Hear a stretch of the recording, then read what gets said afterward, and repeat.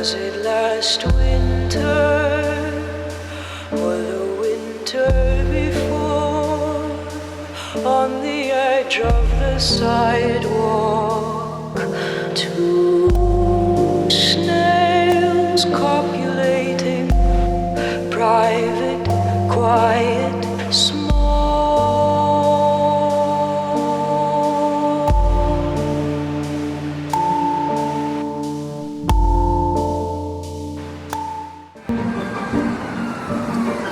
So let's just say like 2:30. Okay, I'll tell them 2:30, and then if we go from there, I can push back up. Good. So let me talk to that with Jonathan and see what he has in the office. Okay, I'll talk to you in a bit. Thanks. Bye. So I'm here at the Park Avenue Armory, where I've been given a studio for a year to make performances. The Under Construction series is a curated artist in residence program here at the Armory. They have a couple of curators that select artists that are working in New York City and just invite them to the Armory for a year to make a new work. So I'm able to use this as a design studio or as a rehearsal hall, however I want. When we have rehearsal, we just push everything out of the way and we use the room as a dance studio. And then when the performers leave, oftentimes I bring everything back and I spend a couple of days working on the design aspects of the show, and we turn it into sort of a design studio.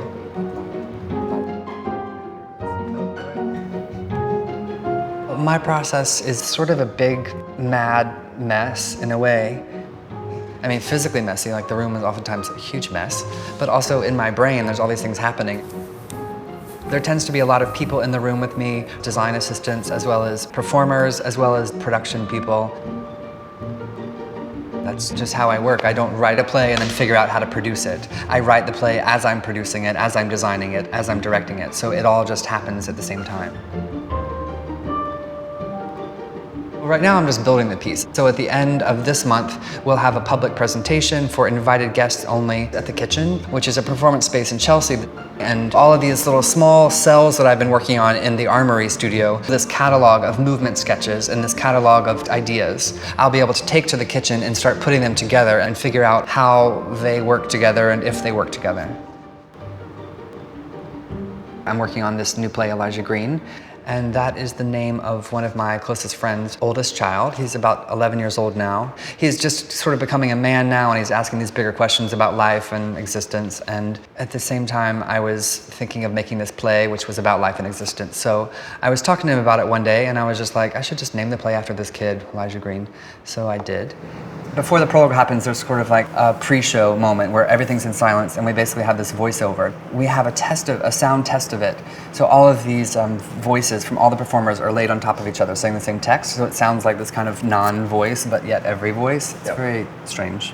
I don't know if I'll keep it or not, but we go into blackness and then this voiceover happens and it basically establishes that there's this God about to come to Earth. And then we see this light turn on. Basically the God says, I'm coming to Earth now. We have this light that turns on.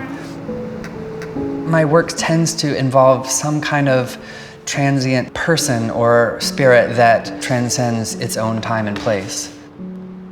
That's an idea that I've kind of been returning to unconsciously. The story of Elijah Green is very loosely inspired by Strindberg's dream play.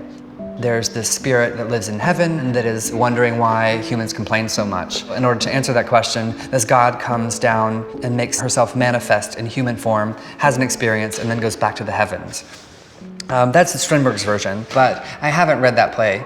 I have a dramaturg friend that knows me really well, and so she basically gives me an outline of a dream play, and then she inserts in her outline particular images that I can latch onto. That's enough for me to go and begin to write a piece of text or begin to create a piece of movement or create a tableau with a performer. I feel like reading the whole text beginning to end obligates me to have this faithful adaptation.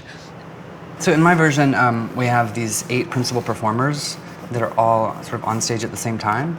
So this is the audience now, seated on all 4 sides, and they're kind of looking down into the space. So their risers are 6 feet high off the ground. And then on stage are the performers. They're all holding stuff or they're doing stuff. There's not a lot of big, heavy set pieces. They're all like handheld modular props. They're like just a series of things that have a shape that's recognizable, like this neoclassic bust or even this like cheap little vase right here. It still has some kind of like classic form to it. All of these set pieces are from our contemporary life, but they reference something timeless. Maybe we should look at the Bruegel paintings first. That's kind of the starting point anyway. Here, I'll bring it to you.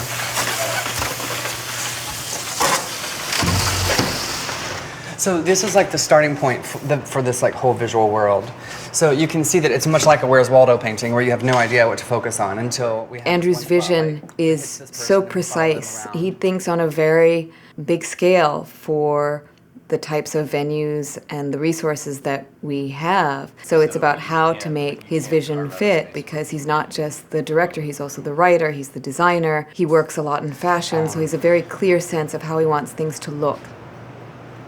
So this is a real strong visual connection to what I'm working on. So you can see we're inventing our own work based on the Bruegel paintings. And sometimes we're actually, I mean, this is an explicit reference where we're replicating a Bruegel painting to a certain degree. This is from the Bruegel painting as well. I always start with something very visual and something very concrete. It usually is a piece of artwork of some sort, and usually not a piece of contemporary artwork. I've really focused this performance on these Peter Bruegel the Elder paintings. Peter Bruegel the Elder was a painter who departed from the traditional subjects of aristocracy or royalty. He was one of the first painters that painted what they call genre paintings, which is people doing everyday things. We have a painting called Children's Games, and it just illustrates people playing games. There's a painting called The Nederlandish Proverbs, and it just illustrates the different proverbs of the day. It seems like a very simple thing, but at the time it was a great departure from what was happening in art history. To turn your attention from someone that could be paying your bills to turning your attention to the person who serves you your meal at the little tavern. In making my performance, I really wanted to find some sort of beauty and poetry in the mundane nature of our lives.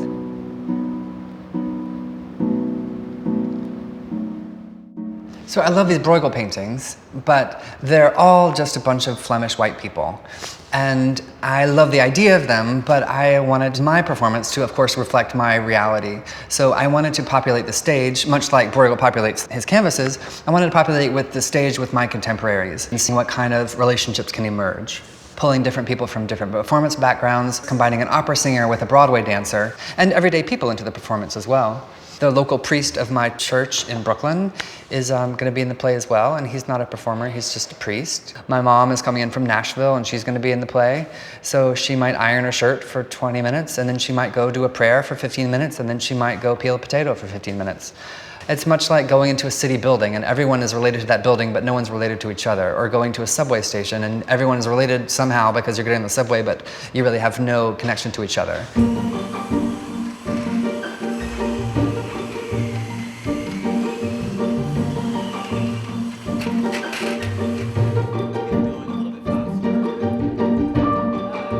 I met Andrew at the Watermill Center where Robert Wilson has his summer program in 2008, and he found me interesting.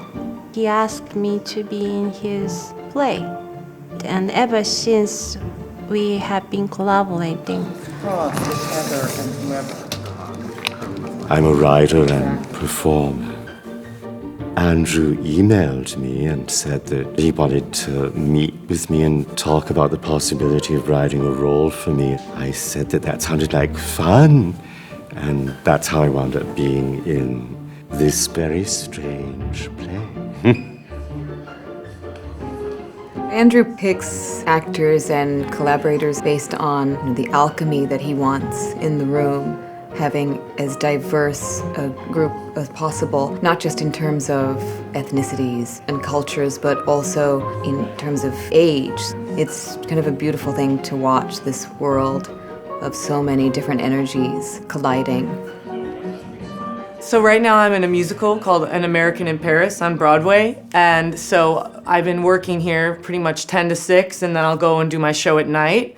and that's really hard, but I love process. I'm very curious about how everyone makes things, how we all do that. So it is very rewarding to have this very full explorative rehearsal period right before my show, because it's actually made the show better.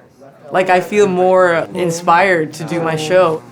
Sorry, Johnny. And then The boundaries are very clear when you're doing a musical. But with something like this, it's not, which is very exciting to me personally. I really love the core of the play. So for me, being a part of something like this, I love that it pulls from a lot of different sort of genres or inspirations. Like, everyone's coming from really different places.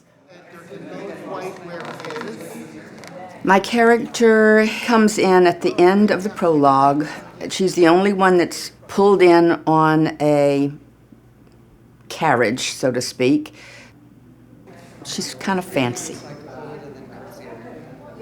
He is very professional. He calls me Mom, but he treats me like everyone else. Not being an actress, not being a professional person, I am a little amazed that he would even want me in his play. So when he asks, of course I'm honored. I'm a little wary. I'm wondering what does he really want, you know? But I'm kind of a drama queen, so I say yes. I am a dance artist who basically makes my own work and have pretty much spent my entire career doing that. I've never actually collaborated inside a theater project. Yeah. Can you do it with the ball? I wasn't really sure what to expect, and one thing that I was also really clear with Andrew, I was like, this isn't what I do, and so I'm not actually sure I know how to do this, and that was actually part of the appeal.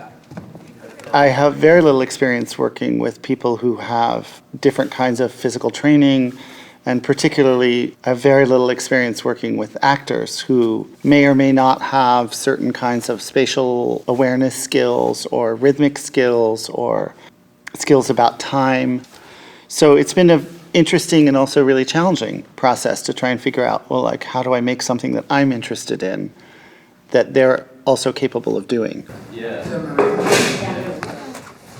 My theater is very different from a lot of other theaters happening in New York. If you go uptown to Broadway, you might see a realistic drama. You might see a beautiful revival of an Arthur Miller play starring a movie star. And in my work, I'm not interested in that. I am interested in working with contemporary performers and really building a performance around their specific talents. So for our schedule for the day, we're gonna pick up where we left off, which is this moment coming out of Fruit Cocktail into Bingo, into Edgar's scene. I'm gonna cut the Bingo, so we're just gonna go straight from the Fruit Cocktail to Edgar's moment. John and I have sort of begun to figure out what the end result will be, so we'll kind of set that picture and then we'll backstep and figure out how we get there. From like Mike doing the hula hoop across to Mom doing the curls with the rocks. Anyway, so let's do that. Let's set up for a Fruit Cocktail and we'll see how that goes from there.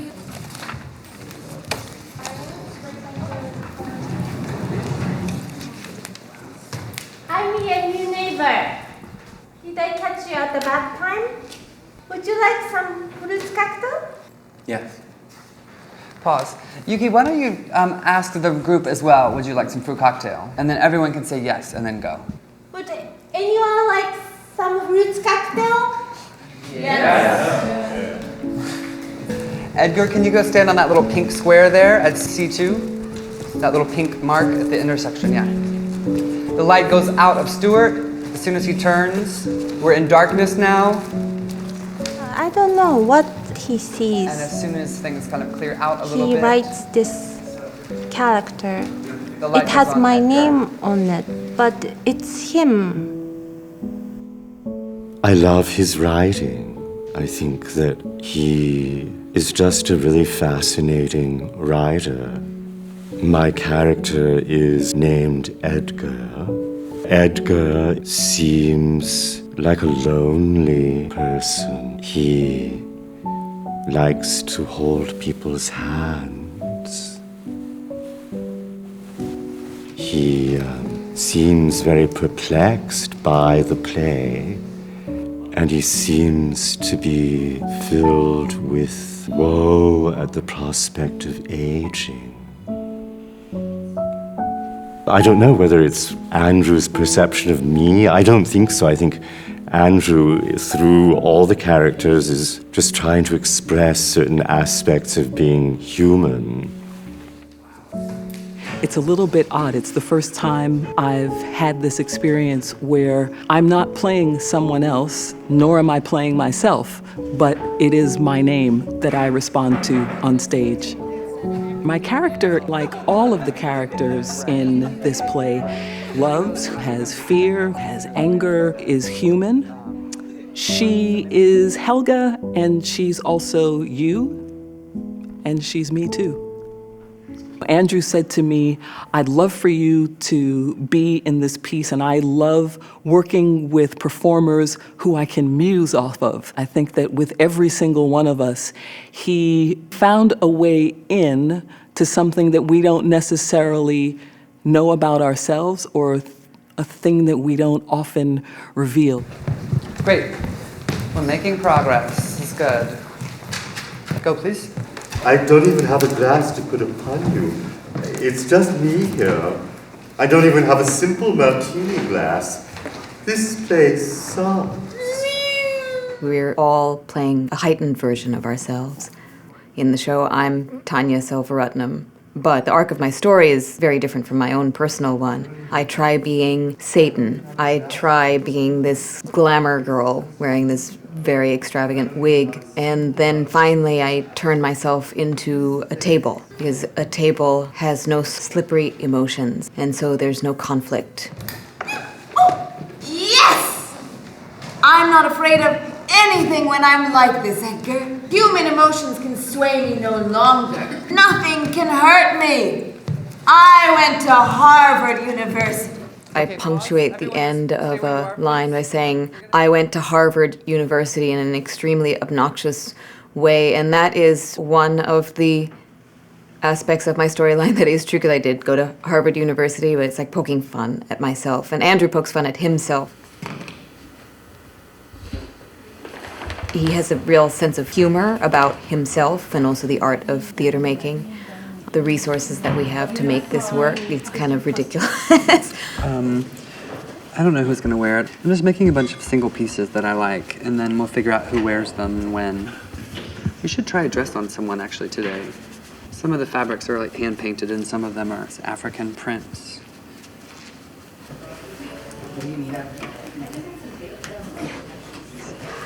What do you want to do when you say chop it up? It becomes like a cummerbund, or it becomes a kimono piece, or it becomes a head wrap or something else. Right now it's just like a piece of vintage piece, like dress we found in the thrift store. Yeah, I thought you wanted to use it as a dress, though. Oh, But why we do you can- want to use it? No, I thought you did. Oh, no. I'm working with this organization called the Ethical Fashion Initiative, and it's a small organization that's a subsidiary of the United Nations. And what they do is they take artisans from developing countries and they pair them with mass market fashion. And so it really empowers these women. They get jobs, they get money. It's not a charity. And so what I'm interested in is collecting items that these women produce from all over the world, and then we'll piece them together in different ways to create these costumes. So it is kind of this very collaborative effort, even though these people don't know me and they're from all different parts of the world. To do it alone, and he has to command that. My feeling the other day when that happened, by the way, What happened? when he does the string dance, is like, there's way too much activity energy. Like, that's a moment where it needs to be like, Yeah, but John, that's what we're fixing now. Like all of that transition stuff, that's what we're working on now. We did all of this in less than 2 minutes the other day, and now we have 8 minutes. okay, well, maybe I'm not remembering correctly what happened. Let's just stick to this list. So, at the end of Fruit Cocktail... Oh my god! What? I'm trying to make sure we're moving forward and not just like wallowing in the chaos that exists right now. Okay, I would describe my efforts as something other than wallowing in the chaos that exists right now, but that's fine, whatever. I do think Andrew works much quicker and much more like, place this here, shove that there. Oh, I'm going to change this. We'll take this out and move it over here.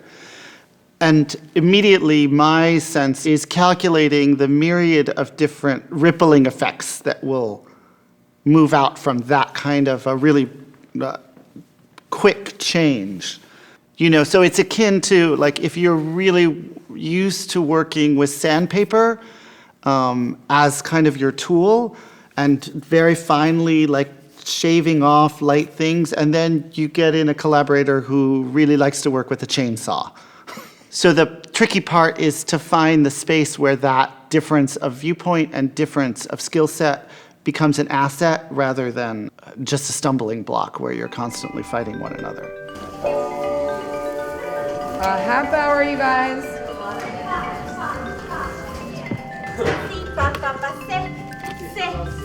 Today we just had a run through, a dress rehearsal, and now we're about to have a showing. I'm a bit nervous, but excited.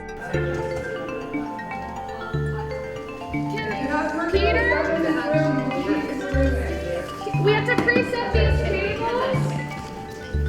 I have butterflies in my stomach. I have to go to the bathroom. All of those things that indicate a person is not relaxed.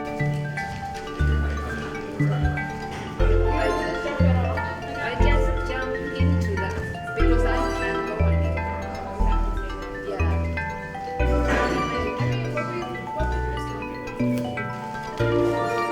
I don't like to show work in progress.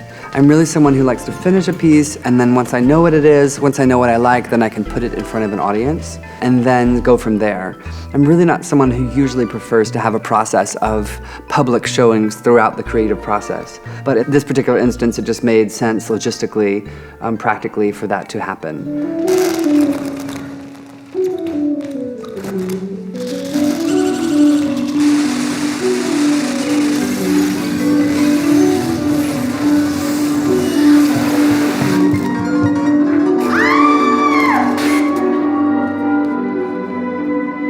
The benefit of having a work in progress is that you do have an audience who's usually a gentle audience, who's usually an informed theater goer, who is there and they can give not just critical feedback, but just general observations of what they saw and where their attention went. Oftentimes I find that my attention is so focused here, but then the audience is looking at something across the stage. I hope that for the audience that it looks effortless, but we are really, really, really paying attention, and every detail, every movement is carefully choreographed.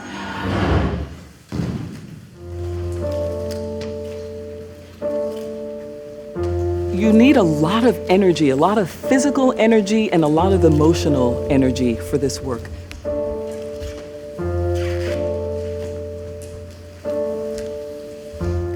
I sing a song in the piece called Viciousness is Mercy. She says that one day that she was walking in the street and she saw two snails copulating and she stepped on them, that they were headed for danger. Was it last winter or the winter before? On the edge of the sidewalk, two snails copulating, private, quiet,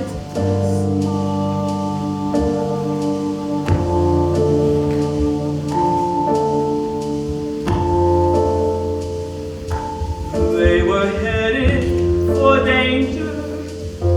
They were headed for danger. With the heel of my shoe, I pressed them hard, crashing. Cupid's golden spiral. I'm curious to know what danger she thought two snails making love were headed toward. However, the play really holds a space in its chaos and in its order for us to have the experience of things that sometimes we keep hidden, like our cruelty.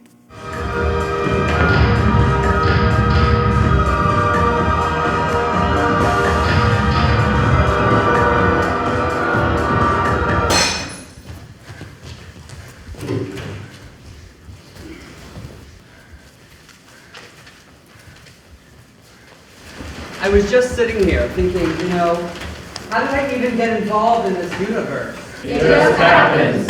Don't get your hands in the lot. And here today, why did I even organize these people and get them wrapped up in my own private sensations? Artists do that because they're egomaniacs.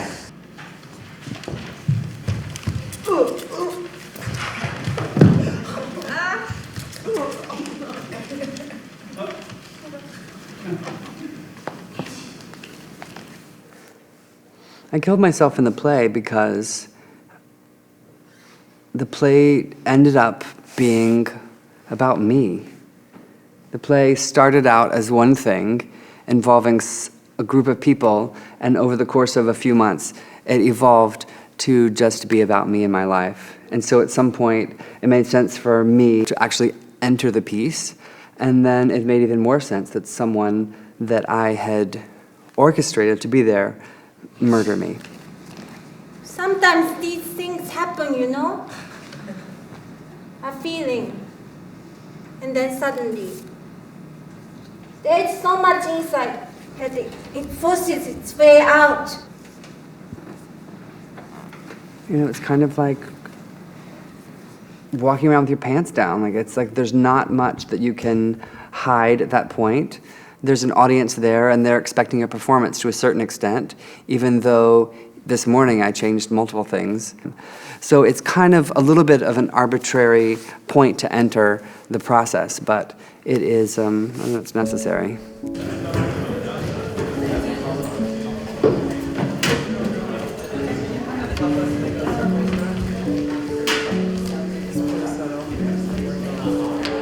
We're in July, and the piece won't premiere until March. So I have between now and March to flesh out the design work, to revise the text, return to the rehearsal room, see how that evolves, and also to fundraise, which is a big, big part of making new work. This is the third time I've done this sort of intense month-long workshop process. And after each one, I learn something else, and I always go back to the drawing board and rewrite and rethink, and I recast. I bring in completely new people in some instances. So between now and March, when we premiere, it'll look or feel very different than it does now. And that's the nature of making art.